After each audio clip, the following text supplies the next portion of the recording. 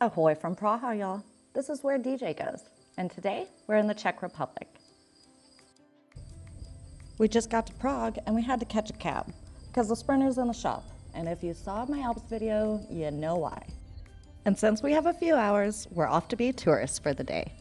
We'll head down to Old Town Square to see Orloj, the world's oldest working astronomical clock. We'll check out a couple of cathedrals, and then we'll head over to St. Charles Bridge.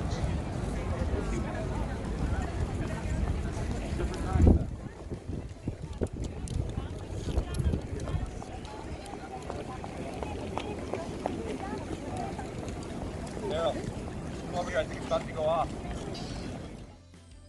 Every hour on the hour for hundreds of years, the clock has done a whole lot more than just tell time in 3 different ways. With the representation of good and evil and the 12 apostles parading above, the clock puts on quite a show.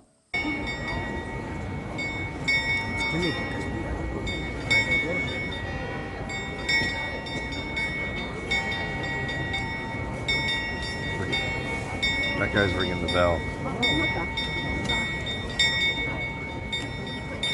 You got the guy on the guitar with the skull ringing the bell.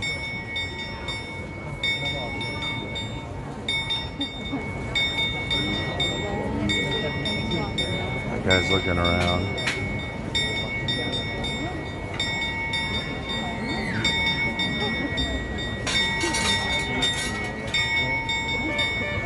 There it is.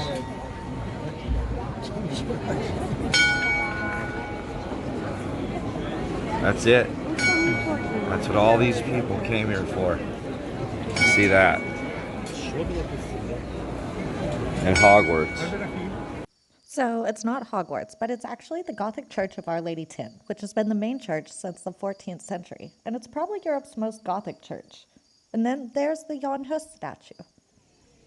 I did a little souvenir shopping at the market, and then I went over and checked out St. Nicholas Church, which was beautiful. I thought photos weren't permitted, but I did sneak one because this place had the most ornate organ and beautiful ceilings that I've ever seen.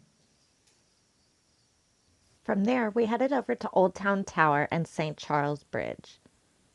St. Charles Bridge connects Old Town to Compa Island, crossing the Vlatva River.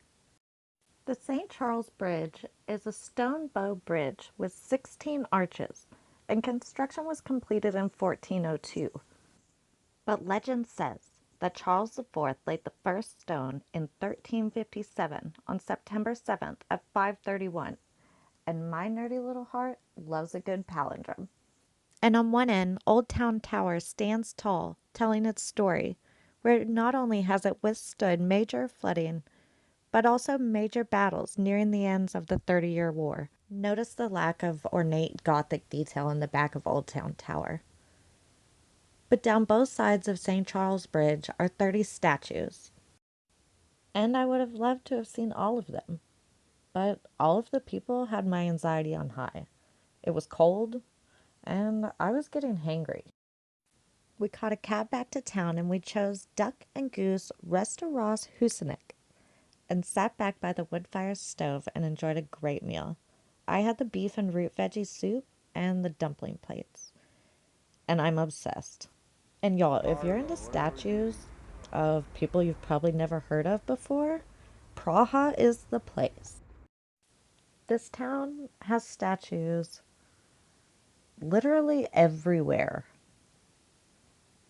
But it was fun to take it in with all the beautiful architecture and so many museums, a great nightlife, new friends, freakishly good pizza, and y'all, potato dumplings. They were reason enough for a Praha Part 2. And you just never know, because this is where DJ goes. And there you go, friends. Now you don't have to come all the way to Prague. You've seen it. You just lived it, experienced it.